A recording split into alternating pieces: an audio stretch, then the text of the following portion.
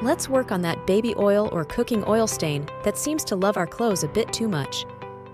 Get ready for a clean sweep. Step 1. Let's blot that stain. Gently does it.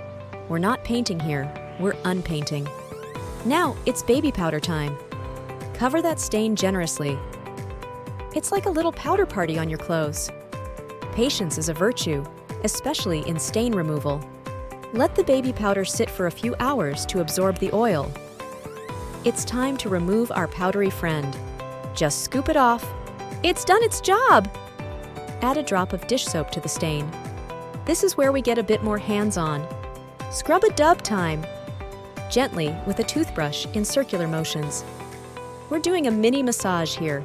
All scrubbed up? Into the washing machine it goes.